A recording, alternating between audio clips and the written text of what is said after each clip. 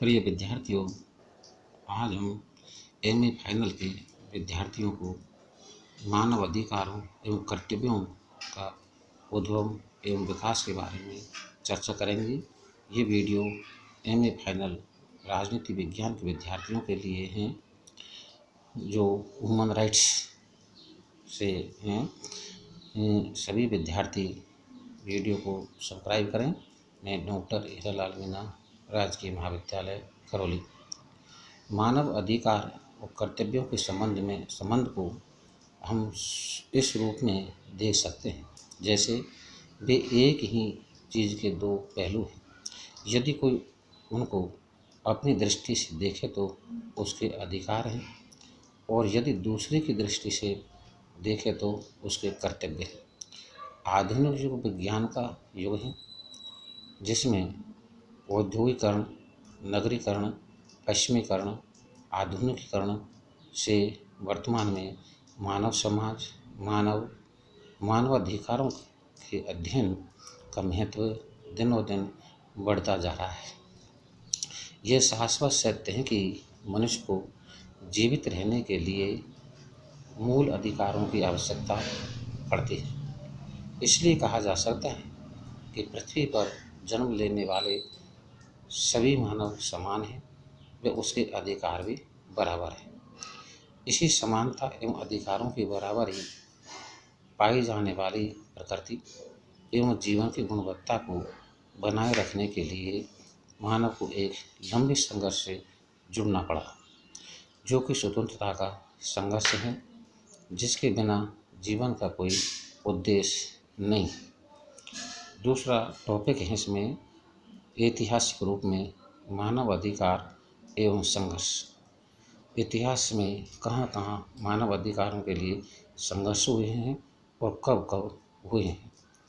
पहला है 15 जून 2012 में मानव अधिकारों की प्राप्ति के लिए सीमेड नामक स्थान मानव अधिकारों की प्राप्ति के लिए संघर्ष के पड़ते हैं, जबकि ब्रिटेन के सीमेड नामक स्थान पर तत्कालीन सम्राट जॉन को उसके सामंतों द्वारा मानवीय अधिकारों को मान्यता देने वाले घोषणा पत्र पर हस्ताक्षर करने के लिए विवश किया गया।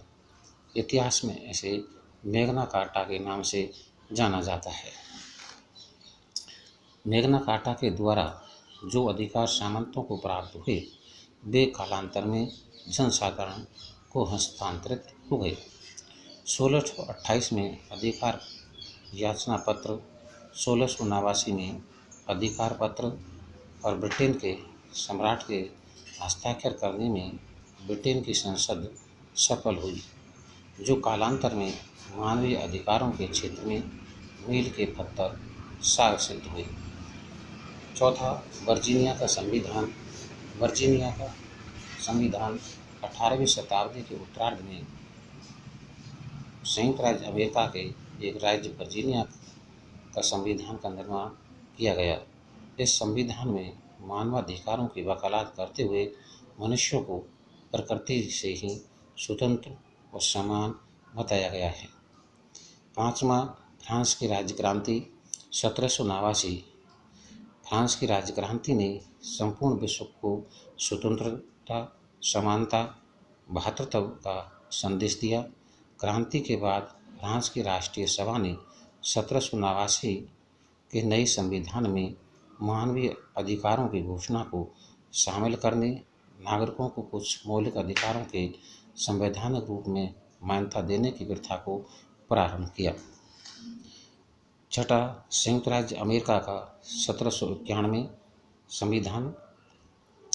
अमेरिका के संविधान 1789 के प्रथम संशोधनों द्वारा नागरिकों को मूलभूत अधिकारों को संविधान का अंग बनाया गया।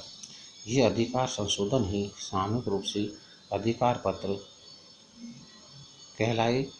अमेरिकी अधिकार पत्रों का प्रभाव अन्य यूरोपीय देशों पर पड़ा, जैसे आयरलैंड का संविधान 1921, जर्मनी का बीमर संविधान 1933, भारत का संविधान 1949 महत्वपूर्ण संविधान है, जिनमें मानव अधिकारों की व्याख्या की गई हैं और संवैधानिक दर्जा दिया गया है। धन्यवाद।